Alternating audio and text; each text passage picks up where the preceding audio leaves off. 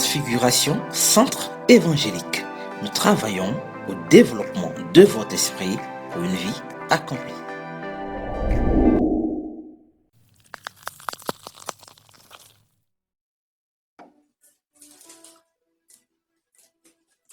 Verset 37.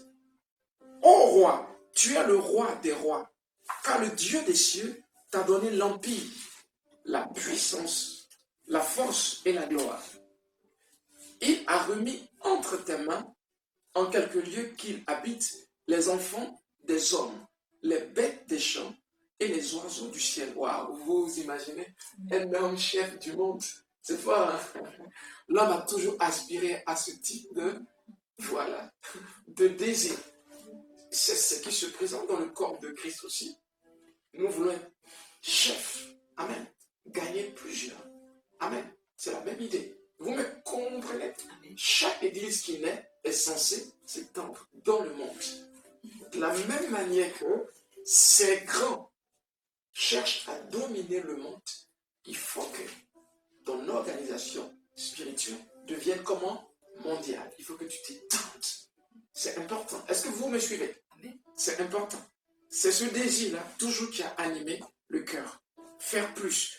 Dans le chapitre 12 de Daniel, on viendra à quelque chose. Pourquoi est-ce qu'on vous pousse à servir Dieu et à évangéliser? Ils seront couronnés, ceux-là qui auraient gagné beaucoup pour le Seigneur. C'est écrit, noir sur blanc. Amen. On en parlera. C'est ce pourquoi votre vie ne doit pas se limiter à gagner les choses de la terre. Ok? Il y a une vie à vivre sur la terre, certes, mais soyez impliqués dans les choses de Dieu, parce que la récompense viendra de là. Amen. Tout ce que tu as doit servir à gagner des âmes. Premièrement, ton temps, ta propre vie. Certains sont dans l'église à ne rien faire. Non. Il y a des récompenses. On en discutera. Donc, il dit, la fin du verset 38, c'est toi qui es la tête d'or. Donc, Nebuchadnezzar est quoi? La tête d'or. Donc, on n'a pas cité quoi? L'Égypte et la Syrie. Parce qu'au temps de Daniel, ces deux grandes puissances sont déjà tombées. D'accord? Voilà. Au temps de Jean, les 5 sont tombés. Il ne reste que 2. D'accord? Donc, il ne reste que le pied et les orteils, finalement. Mais on en vient. Amen.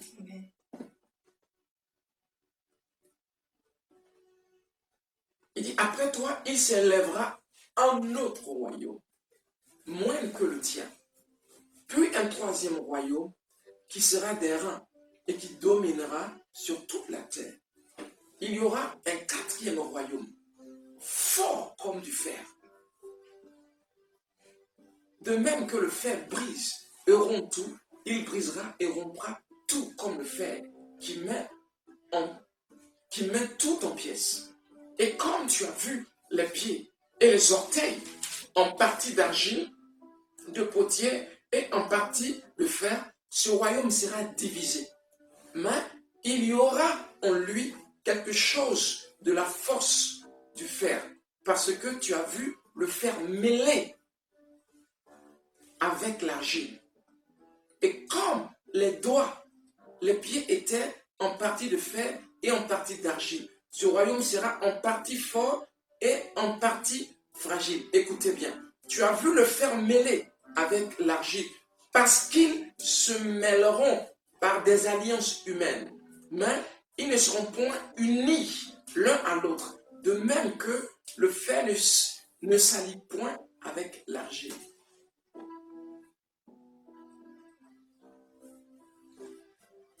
Vous comprenez ou pas? Donc, il est en train de nous dire, il y aura tel royaume, jusqu'à un certain royaume qui se retrouve en Europe. D'accord? Je viendrai tout à l'heure. Pourquoi est-ce que je parle d'Europe? Amen. Il y a une sœur qui a eu des visions et elle a raconté à des gens de son groupe de prière. Elle a vu des Romains en Israël. Et quand elle a raconté, Les gens lui ont dit, mais tu délires, tu es folle. Parce qu'il ne pouvait pas interpréter les Écritures. Son songe est vrai. Mais personne avec l'intelligence divine pour interpréter. Est-ce que vous me suivez?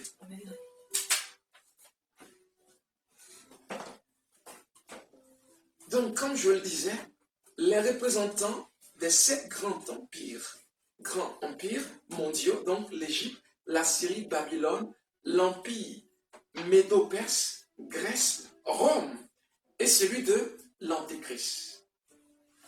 5 sont tombés, je l'ai dit ou pas? Un existe. L'autre est à venir. Au moment où Jean écrivait, les empires égyptiens, assyriens, babyloniens, médo-perses et grecs avaient disparu. Mais Rome existait toujours. Et l'empire de l'Antéchrist n'était pas encore venu. De nos jours, donc, Rome n'existe plus. D'accord? Mais l'empire de l'Antéchrist. Et c'est ce qui est en train de se mettre en place. Voilà pourquoi vous entendrez des gens dire que nous sommes dans les moments de la fin. Est-ce que c'est clair? C'est bon? D'accord. On va aller tout doucement. Le royaume de l'Antéchrist constitue aussi bien le 7e que le 8e du fait de ses prétendus morts et résurrections. Il est le 7e royaume avant sa disparition et le 8e dès sa pseudo-résurrection, au moment où il détruit l'empire religieux de la prostituée et exige que toute vénération lui revienne. Donc, il va utiliser les religieux de ce monde pour atteindre son objectif. Ils vont créer quoi? Cette religion unique. Dieu est un. Dieu est un. Et quiconque voudra dire le contraire avec les vérités de la Bible sera exterminé. Alors le sang des chrétiens versera. Déjà, quand on entend parler d'évangélique, on a un problème. Dans toutes les nations, tout ce qui est évangélique a un problème. Pourquoi? À cause de la vérité. À cause de la vérité. Chaque nation a un problème avec ce corps. Je vous disais la dernière fois, il y a Martial, c'est quoi? Master 2, c'est ça? En cours, ses profs de relations internationales lui disaient le problème de chaque grande nation, ce sont les églises évangéliques. Pourquoi? C'est à comprendre. Plusieurs mourront. Ok? On ira dans les détails, mais je veux qu'on aille doucement. C'est intéressant ou pas? Ça vous plaît? C'est vrai? Ok.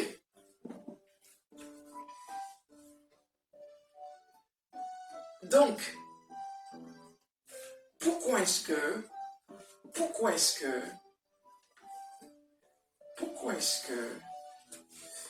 nous parlons de Rome? Ça sera simple à comprendre. Le fer, ici, est l'emblème de Rome. D'accord? Vous comprenez? D'abord, l'or. C'est quoi? Babylone. Amen. Puis après, l'airain, Médo-Perse. Ok? Après, qu'est-ce qui suit? L'airain.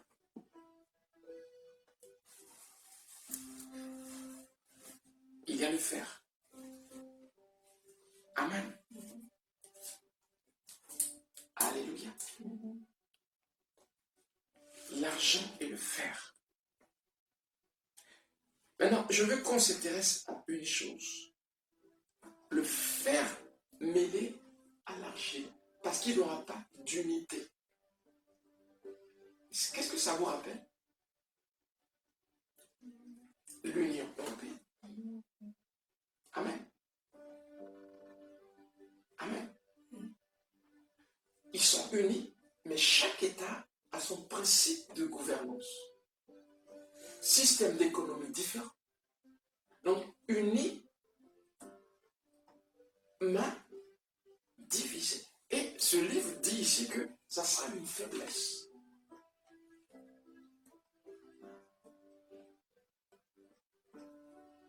Donc, notre chère Europe jouera un rôle. Notre cher monde occidental jouera un rôle. Aujourd'hui, toutes les pièces sont en place. Cette guerre a déjà commencé. Les alliances sont déjà en place. Alliances économiques, alliances militaires, tout est en place. Donc, il n'y aura rien de nouveau. Les choses vont tout simplement s'amplifier et aller de pire en pire jusqu'à la guerre d'Armageddon, où la puissance de l'homme s'arrêtera.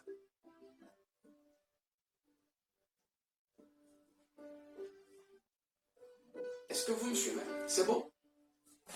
Vous m'avez compris ou pas? Ok. Donc, nous continuons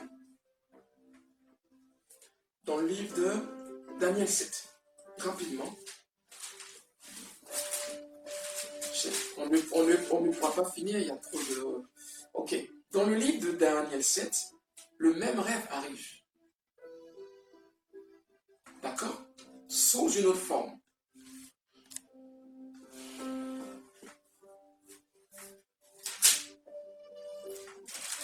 C'est Daniel qui a un rêve, un songe.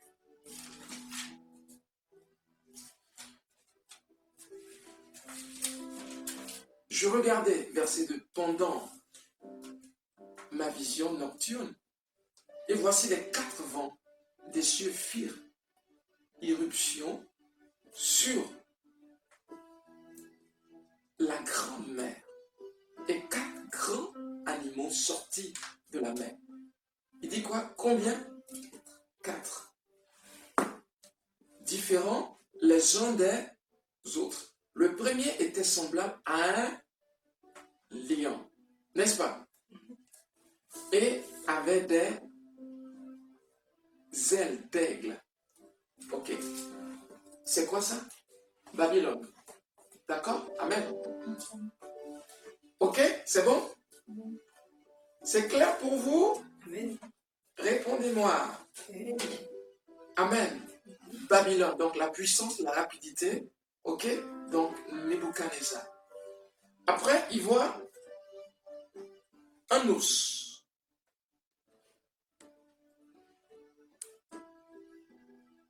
Verset 5. Et voici, un second animal était semblable à un ours. Et se tenait sur un côté. Il avait 3 côtes dans la gueule, entre les dents, et on lui disait, lève-toi, mange beaucoup de chair. Donc, un qui? Un ours. Vous êtes d'accord? Donc, l'empire médo-perse de Cyrus. Vous connaissez le fameux Cyrus, n'est-ce pas? D'accord. Puis, verset 6. Après cela, je regardais et voici, un autre était semblable à un léopard et avait sur le dos 4 ailes, comme un oiseau. Ok? Donc, léopard, c'est quoi? La graisse. Ok? Et la rapidité de ses conquêtes avec Alexandre le Grand, chef du monde. Amen. Il a conquis l'Inde, l'Égypte, l'Europe. Amen. Ok? Donc, on a vu qui? Lion, ours, léopard, et après, on va vers un autre animal. Verset 7. Après cela, je regardais pendant mes visions nocturnes, et voici, il y avait un 4e animal, terrible, épouvantable et extraordinairement fort. Il avait de grandes dents de fer. Donc, à chaque fois qu'on parle de fer, on parle de Rome. D'accord? Il mangeait, brisait et il foulait aux pieds ce qui restait Et il était différent de tous les animaux précédents. Et il avait 10 cornes. 10 cornes. Ok? La Bible vous parle, l'Apocalypse parle de ces 10 cornes. Ok? Et voici une autre petite corne sortie du milieu d'elle. Et 3 des premières cornes furent arrachées devant cette corne. Et voici, elle avait les yeux comme les yeux d'homme et une bouche qui parlait avec arrogance.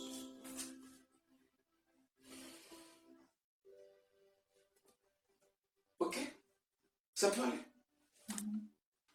10 cornes. Donc, le fer se retrouve partout. Comme le fer représente Rome, on se dit que nous sommes en Europe. Ça va? Avec 10 cornes. Ça représente une confédération. Vous suivez? Un animal avec des dents de fer et 10 cornes. Dents en fer représente Rome, dont les conquêtes étaient dévastatrices. La puissance romaine se fondera en 476 après Jésus-Christ. Elle perdut quelque peu. Elle perdut quelque peu sous une forme plurielle, l'Europe. Ok?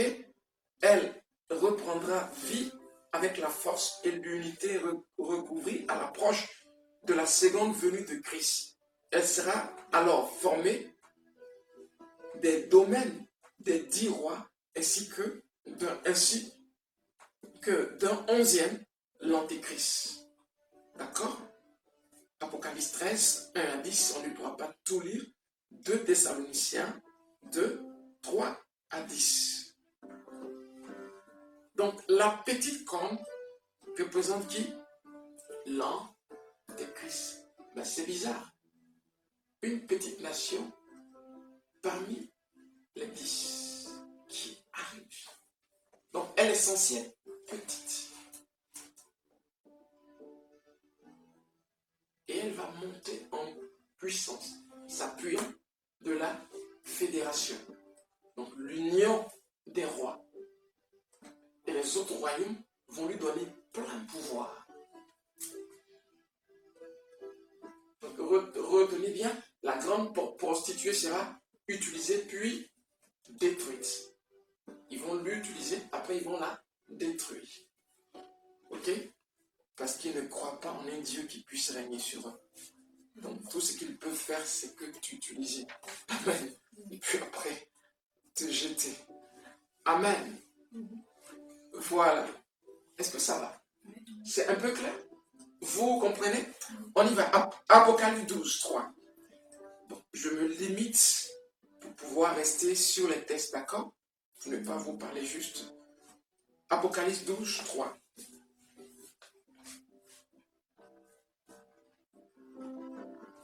Ouais. On y va. Alléluia. Est-ce que jusque-là, vous me comprenez?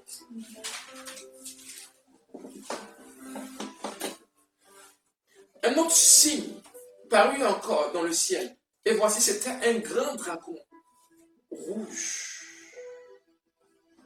feu, ayant 7 têtes et 10 cornes. Et sur ces têtes, 7 diadèmes. Sa queue entraînait le tiers des étoiles du ciel. Waouh! Donc on voit que Lucifer n'est pas loin. Ok? Les 10 cornes se retrouvent là. Donc le diable est quelque part. Amen. Nous allons prendre le chapitre 13, le verset 1.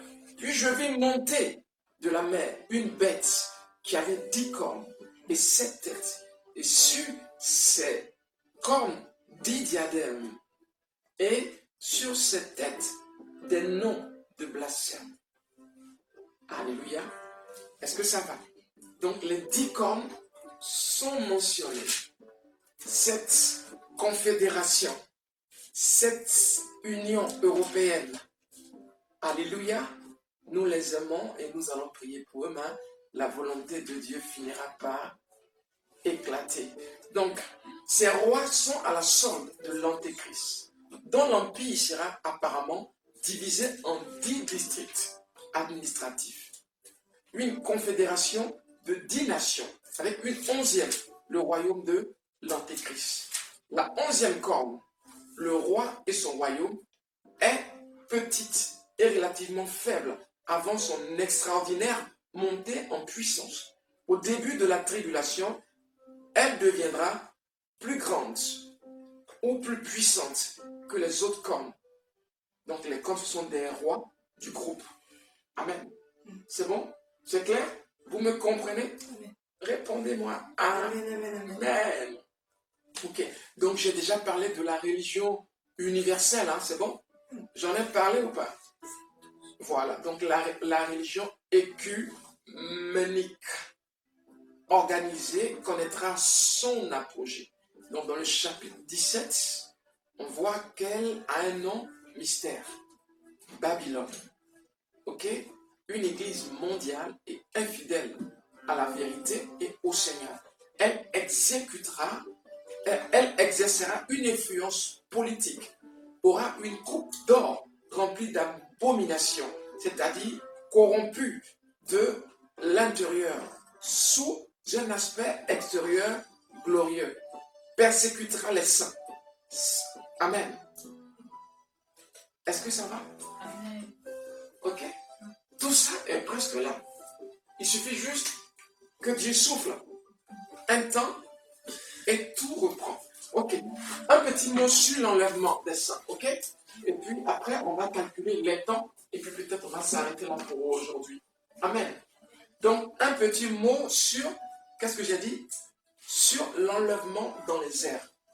Ok. On a un petit souci. On ne peut pas situer réellement l'enlèvement dans les airs. D'accord? Un verset, on va lire, Apocalypse 3, 10, nous donne, on va dire, une idée,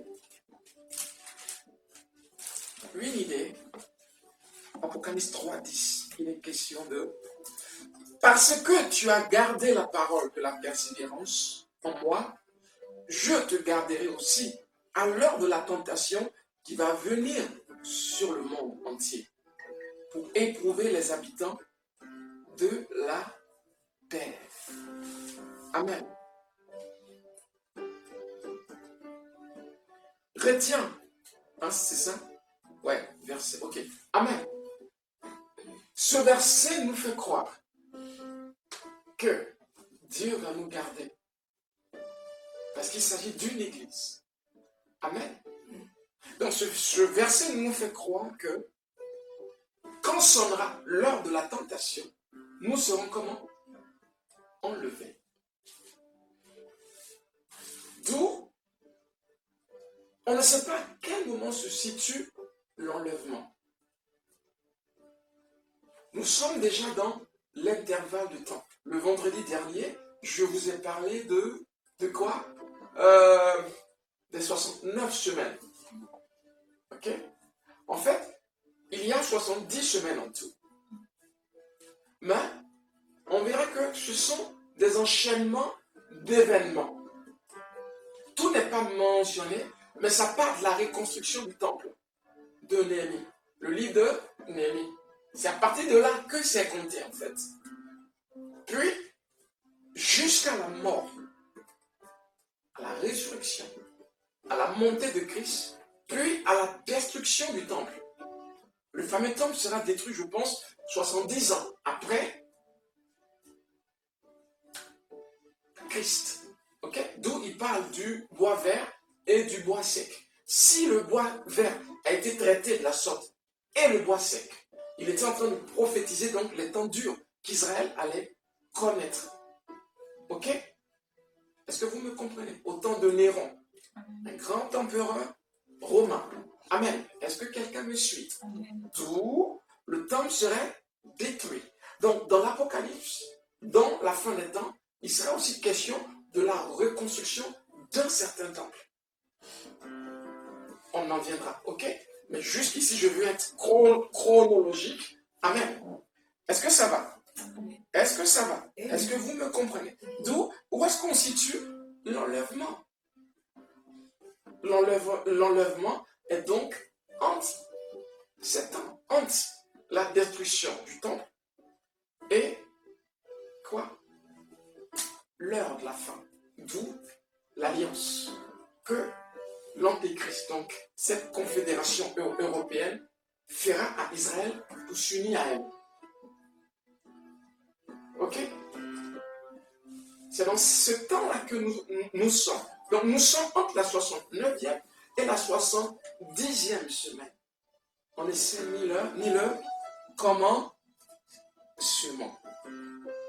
Mais une chose est sûre, une trompette sonnera, les morts en Christ ressusciteront, afin que, avec ceux qui vivent, nous puissions ensemble monter à la rencontre du Seigneur. Ce n'est pas encore la fin, c'est le début. Les chrétiens ne sont plus là. Le monde est... Écoutez-moi bien. Même l'islam dit que Jésus revient. Même dans le Coran, il est question de Jésus qui revient. Mais bon, il s'efforce de ne pas interpréter. Même dans le Coran, on dit qu'il est mort. Non, pas qu'il est mort, qu'il est né. Mais il n'admet pas sa mort comme on l'a décrit. Mais il est né d'une manière exceptionnelle et qui n'a jamais commis de péché. Ce Jésus doit être quelqu'un d'exceptionnel.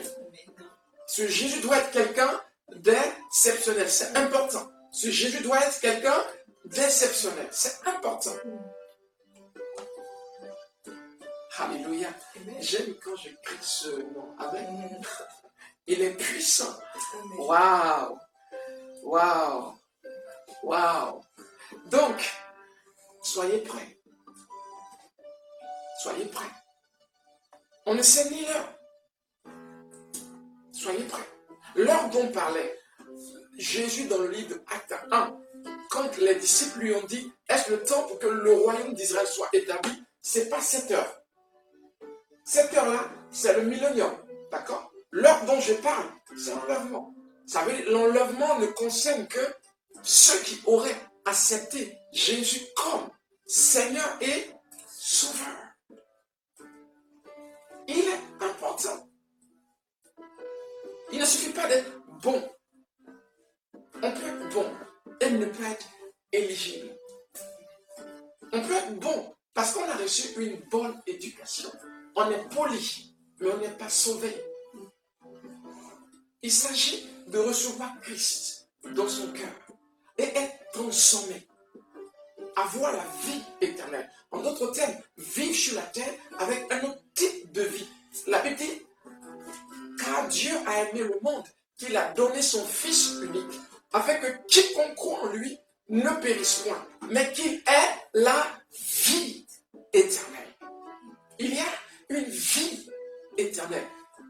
Maintenant, dans l'esprit de quiconque a accepté Jésus-Christ comme son Seigneur et son Sauveur. C'est cette vie-là qui te qualifie pour le ciel. On ne peut pas mériter le ciel. Voilà pourquoi Dieu ne met pas d'abord les bonnes œuvres. Les bonnes œuvres vont suivre plus tard. Ça veut dire quoi? Premièrement, je suis sauvé. Puis après, par la puissance du Saint-Esprit, je vais m'exercer à vivre dans la lumière de ce que je suis devenu en Christ. Amen. Parce que quelqu'un me suit. Donc, je ne peux pas m'appuyer sur le fait que je suis bon. Non, j'ai besoin de Christ. J'ai besoin de Jésus-Christ. Il me sauve. Ça veut dire, il prend mes péchés.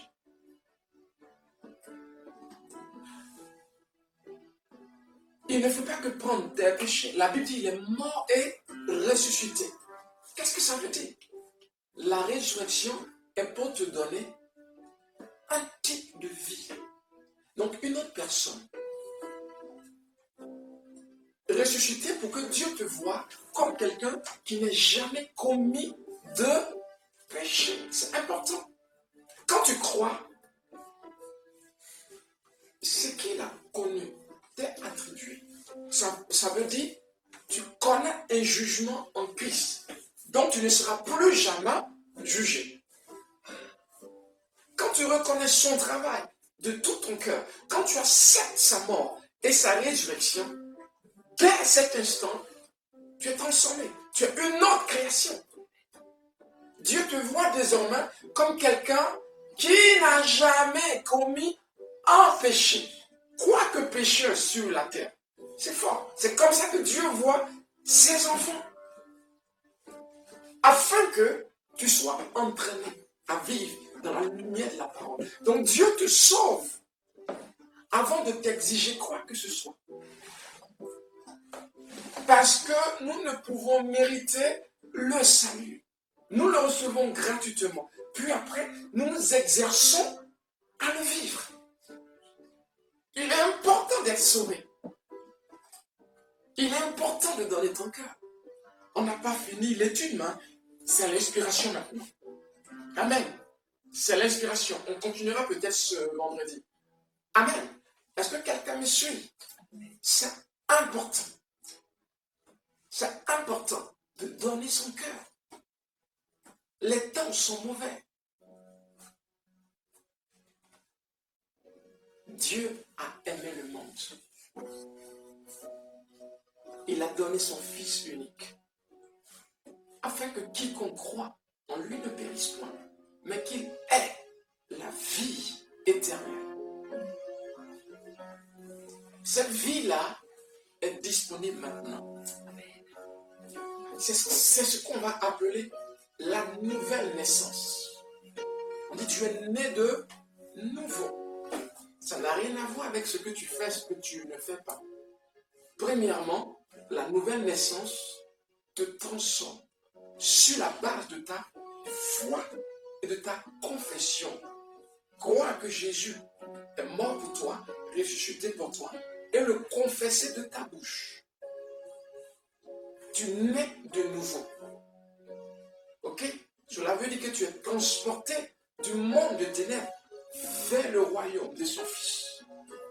Tu ne peux plus être la même personne. Puis, ce travail étant fait, tu es naturellement conduit, entraîné, exercé à pratiquer l'évangile. Donc, naître de nouveau n'est pas forcément synonyme de je ne fais pas ça, je ne fais pas ci. Non, ça vient plus tard. Premièrement, c'est être transformé, devenir fils de Dieu sur la base de ta confession en Jésus-Christ, sur la base de ta ferme conviction, de ta foi que Dieu l'a envoyé mourir pour toi, qu'il est mort à la croix, son sang est versé et il a été aussi ressuscité. Il meurt pour être un sacrifice. Il meurt parce que Dieu veut sauver le monde. Il meurt parce que Dieu est juste. L'homme a péché dans le jardin d'Éden. Et Dieu s'est séparé. Dieu ne pouvait plus vivre avec l'homme. Mais, poussé par l'amour pour sa création, il décide de sauver l'homme. En quoi? Faisant. Étant lui-même juste, il ne peut pas se régner. Il faut qu'il mette quelque chose en place pour sauver l'être humain, l'espèce humaine. Voici ce qui conduit à la mort. Donc un sacrifice. Voilà pourquoi Jésus est symbolisé par un agneau. L'agneau pour le sacrifice de l'expiation. Ok? Il va mourir. Il va mourir pour répondre à cette exigence divine. Voilà pourquoi il est question de sacrifice. Parce que Dieu revient à l'homme. La Bible dit, alors que nous étions encore pécheurs, Christ mourut. Vous voyez, Dieu revient vers l'homme avec une solution. Quand vous avez péché, j'ai mis en place un système pour vous voir comme des gens qui n'ont jamais commis de péché. Quand vous avez péché, j'ai mis en place un système. Quand vous avez changé de nature, vous êtes passé de la nature divine dans le jardin à la nature du diable. Je vous rappelle que le diable a péché pour être diable. De la même façon, l'être humain pêche en se rebellant contre le commandement de Dieu. Il devient aussi de la nature du diable. Pour le sauver de cette nature, Dieu fait ce sacrifice. Il envoie Jésus. En d'autres termes, une partie de lui-même. Dieu est trois tout en étant un. C'est un mystère. Voilà pourquoi nous parlons du Père, du Fils et du Saint-Esprit.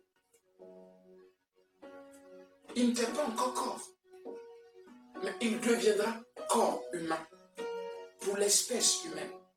Il était la voix de Dieu. Au commencement était quoi? La parole. La parole était avec Dieu et la parole était Dieu. Il était la voix, la parole de Dieu. Il décide de devenir quoi? Chair. De devenir humain et mourir pour toi. Pourquoi? Pour montrer le chemin à l'être humain, il faut devenir humain. Comment est-ce que tu veux montrer le chemin à une fourmi? Deviens une fourmi. Voilà le moyen par lequel tu pourras lui montrer le chemin. Alors Jésus devient homme.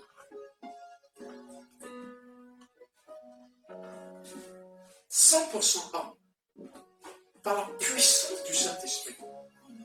Il va naître dans le sein d'une femme, par Dieu, pas par le rapport sexuel entre un homme et une femme. Dans ce cas-là, il naîtrait pécheur. Parce que quiconque naît de la sorte, naît avec la nature pécheresse. Voilà pourquoi Dieu agit directement et fabrique cette personne extraordinaire dans le sein d'une femme humaine. Elle y va naître pour cette mission, mourir et devenir un sacrifice. Par ce sacrifice, la condamnation que devait connaître l'être humain, il ne le connaîtra plus. Pourquoi? Christ connaîtra cette condamnation à ta place. Tout ce dont tu as besoin, c'est de croire. La Bible dit, nous sommes crucifiés en lui. Ça veut dire que si tu crois aujourd'hui, tu aurais déjà été crucifié. Ça veut dire ce qu'il a fait, ce qu'il a connu comme souffrance, sera à ton compte. Tu ne connaîtras jamais de jugement à ta mort, parce que tu serais déjà en Christ. Vous comprenez? L'homme a changé de nature après la chute d'Adam. Dieu veut nous donner une autre nature à travers ce sacrifice, la mort et la résurrection de Jésus-Christ. D'où la notion de nouvelle naissance ou justification. Il s'agit de l'esprit de l'homme recréé à l'image de Dieu. Nous passons de la nature pécheresse à une nature juste. Ça veut dire, si tu acceptes Christ aujourd'hui, tu n'es plus appelé pécheur. Car la Bible dit, il a enlevé nos péchés. Tu peux commettre les péchés. Pourquoi? Parce que tu n'es pas encore mature. Ce sont les enfants qui tombent. Mais les pères connaissent Dieu. Est-ce que quelqu'un me suit? Voilà. Donc le fait de commettre des péchés ne fait pas de toi un pécheur. Pourquoi? Ce qui qualifie un homme de pécheur, c'est l'état de son esprit. Or, en venant à Christ, ton esprit passe des ténèbres à la lumière. Donc c'est l'esprit de l'homme qui renaît de nouveau. Est-ce qu'il faut suivre? C'est ton esprit qui renaît de nouveau. Donc ton esprit devient autre que ce qu'il était. Tu passes de fils du diable au fils de Dieu. Cela me rappelle un livre dans la Bible. Amen. Le livre de Colossiens, c'est ça? Le chapitre 1. Il est dit que nous avons été transportés des ténèbres à la lumière. C'est bien ça. Colossiens. Amen. au royaume de son Fils. Donne ton cœur à Jésus. Ce monde que nous voyons est une idée des temps difficiles, des temps qui arrivent. Le monde n'est pas un lieu de sécurité. Je ne suis pas rentré dans le détail. L'heure est déjà avancée. Nous sommes obligés d'arrêter et de continuer plus tard. D'accord? Il y a un temps de famine qui arrive. Il y a un temps de guerre qui arrive. Des difficultés arrivent. La mort sera au rendez-vous. Certains ne mourront pas parce qu'ils seront enlevés. Mais pratiquement, tous ceux qui resteront sur la terre connaîtront plus ou moins la mort. La mort n'est pas le problème. Le problème est, où ira ton âme après ce monde? Où est-ce que ton âme ira après ce monde? Oh, ne négligez pas les œuvres de Dieu. Vous lirez le livre de Daniel 12, je pense, au verset 3 à 5. Il est question d'une chose, de ceux qui auront servi Dieu, de ceux qui auront passé leur temps à aider à la propagation de l'évangile. Tu as une mission, donner ton cœur et servir Dieu. Je veux t'inviter à ouvrir ton cœur, si tu m'entends. T'inviter à accepter Jésus. J'ai senti l'onction pour enseigner s'arrêter, alors je me suis arrêté. J'ai suivi le mouvement de l'esprit. Si tu m'entends, ce n'est pas en vain.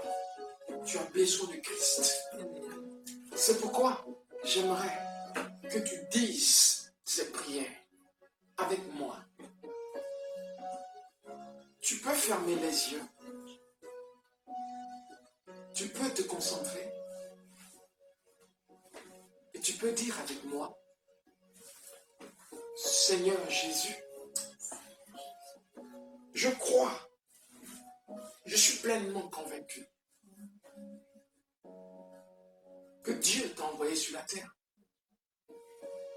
mourir pour ma vie, pour mes péchés. Aujourd'hui, je crois en cette mort et en cette résurrection. Maintenant, pardonne-moi de tous mes péchés et que ton sang pur vienne me laver et me purifier.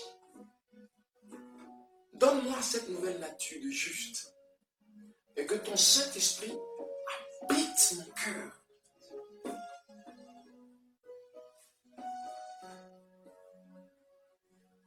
Cette prière vous transporte de votre état actuel au royaume de Dieu. Ça veut dire qu'il y a un royaume invisible qui existe sur la terre. Vous êtes désormais membre de ce royaume. Amen. Vous pouvez acclamer Dieu. Pour cette vie qui rejoint le royaume. Pour cette vie qui vient à lui. Pour cette vie qui vient à Christ. Père, merci. Adorons-le. Bénissons son nom. Père, merci. Merci Saint-Esprit. Merci pour ce temps de partage. Nous n'avons pas pu finir. Mais tu nous permettras, tu nous donneras le temps d'aller encore plus loin dans cette étude. Merci pour ta présence. Merci pour ta présence. Merci pour cette vie sauvée. Merci. Que la louange, que l'honneur te revienne. Pour les vies. Dieu sauve des vies. Dieu touche des vies. Dieu intervient. Il guérit des malades. Bientôt, ce virus sera confiné. Et nous serons libres de circuler. Bientôt, ce virus sera confiné. Père, merci pour l'œuvre des anges. Merci pour les solutions qui sont trouvées. Merci pour la décision, Seigneur. Maintenant, sauver le monde. Amen. Je bénis ton nom. Je te rends gloire. Jesus. Merci. Nous te rendons la louange. Parce que tu interviens dans les affaires des hommes. Parce que nous t'avons appelé en aide. Et tu réponds à nos prières. Que la gloire te revienne. Merci. Au nom de Jésus. Amen.